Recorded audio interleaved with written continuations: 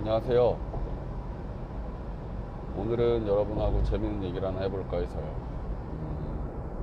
여러분 혹시 학교 때 싸웠던 적 기억이 있나요? 어, 저의 개인적인 그 옛날 일을 말씀드리면, 제가 초등학교 6학년 때, 저 때는 국민학교였죠. 6학년 때 학기 초에 친구 하나가, 친구가 아니죠. 친구는 가까이 두고 나누는 사람들이 친구고, 하여튼 어떤 한 친구가 있었는데, 이 친구가 자기가 이제 싸움을 잘 한다고 얘기하면서 반 친구들 중에 시비를 괜히 걸어서 자기가 싸움 잘한다는 거를 증명해 보이고 싶어 해서 증명을 하는 일을 하기 시작됐어요. 그래서 한 친구 한 친구 한 친구씩 시비를 걸어서 이제 싸움을 하는 거죠.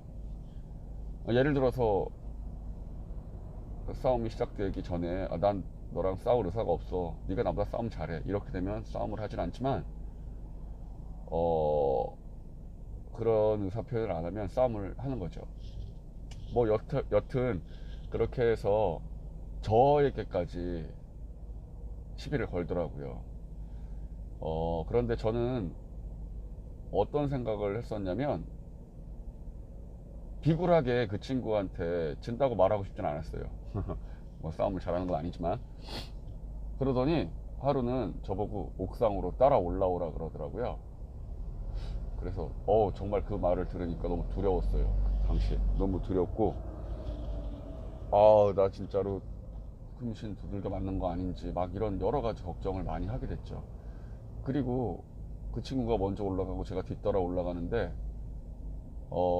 제 머릿속이 하얘지면서 어떻게 해야 될까라는 고민에 휩싸였죠. 뭐 비겁하면 비겁할 수 있지만, 옥상까지 그렇게 끌려 올라갈 바에 그냥 중간에 제가 해결을 해야 될 것 같은 생각이 들더라고요. 그래서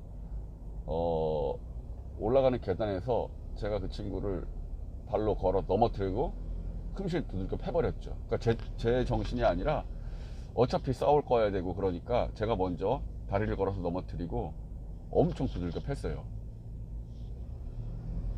그리고 나서 싸움은 끝났죠. 그 싸움 끝난 결과 이후의 얘기를 먼저 하기보다, 그 친구가 그런 식으로 다른 친구들한테 시비를 계속 걸고 싸움을 야기할 때, 어떤 친구는 싸우기 싫으니까 뭐 친하게 지내려고 뭐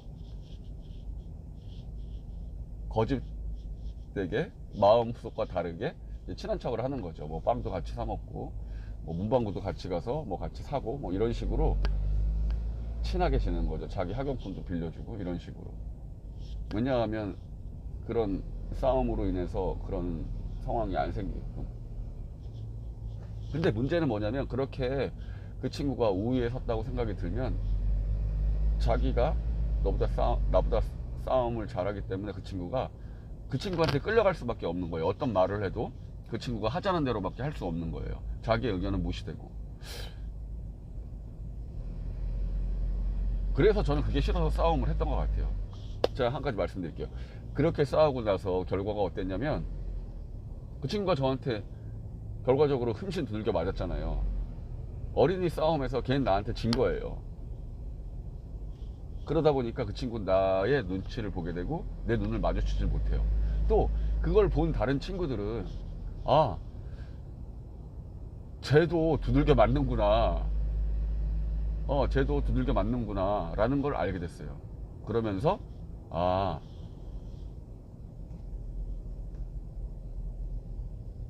싸움을 피하려고 해서 평화가 얻어지고 잘 지낼 수 있는 게 아니라, 싸워야 할 땐 싸워야 한다는 거를 알게 됐죠.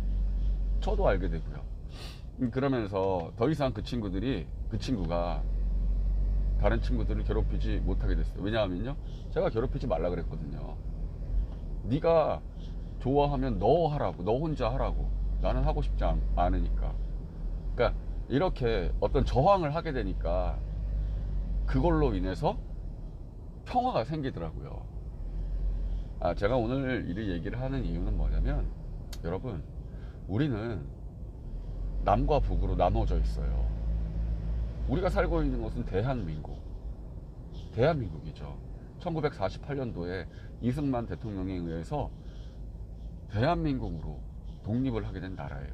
근데 저 위쪽에 있는 북한은 조선의 그런 계승을 받았다 그래서 조선 인민민주주의 공화국이라고 그래요. 인민민주주의라고 그러죠. 인민이 주체가 된다는 거. 그런데 그건 거짓말이죠. 인민이 주체가 되지 않아요. 그 김정은, 김일성, 김정일이가 주체가 됐었죠.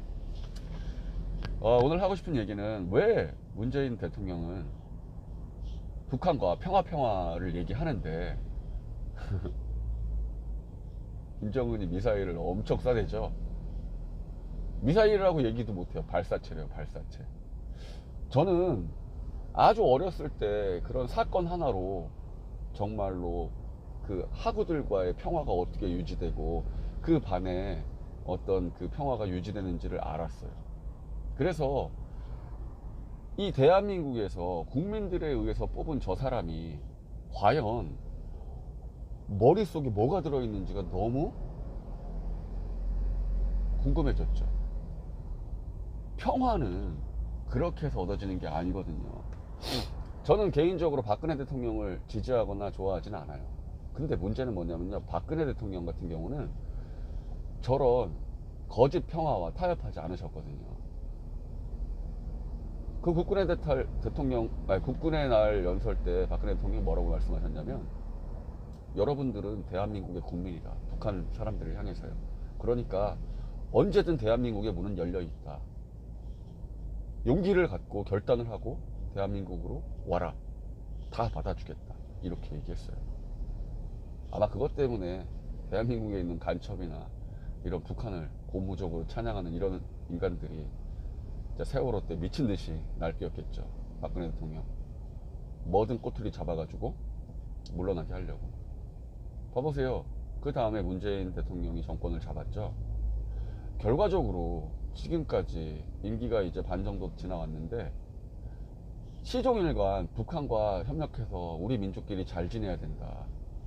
평화를 가져와야 된다. 너무 웃긴 것 같아요. 여러분, 진짜 평화는 저항할 때 오는 거예요. 저항할 때. 저렇게 거짓말로만 일삼고 진실된 모습이 전혀 없는 저런 악한 북한 정권, 저런 정권은 정말로 가만 놔둬서는 안 돼요. 우리는 헌법에 나와 있듯이 대한민국의 모든 영토는 북한을 포함하고 그 소속 섬들 다 포함하고 있어요. 그러면 대한민국의 최고 권력자인 대통령은 그거를 잊어버려서는 안 돼요. 우리의 국민은 대한민국 모든 국민과 북한에 있는 사람들도 우리 국민이라는 얘기죠.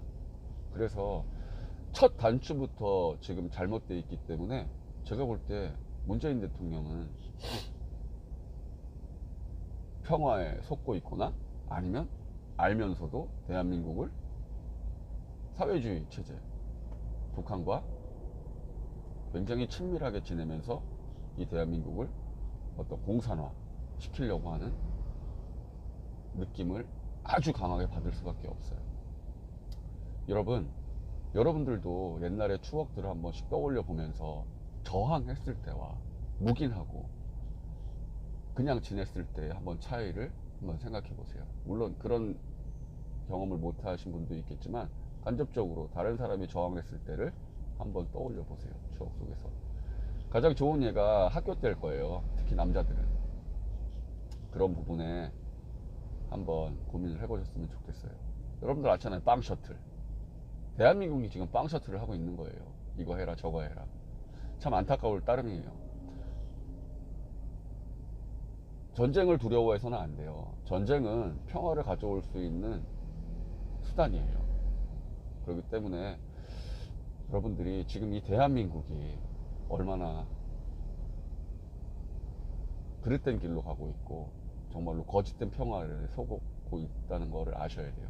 그래서 여러분들이 먼저 깨어나시고 그 본질을 절대 놓쳐서는 안 됩니다.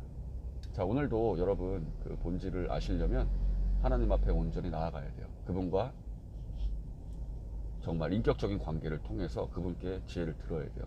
오직 선하시고 오직 진리이시고 오직 옳으신 분은 하나님 한 분, 예수 그리스도밖에 없어요. 그분께 나아갈 때 우리가 회복되고 진리가 무엇인지 알게 될 겁니다. 오늘도 승리하시고요. 정말로 오늘도 하나님께 영광 올려드리는 그런 복된 날 되게 기도하겠습니다. 감사합니다.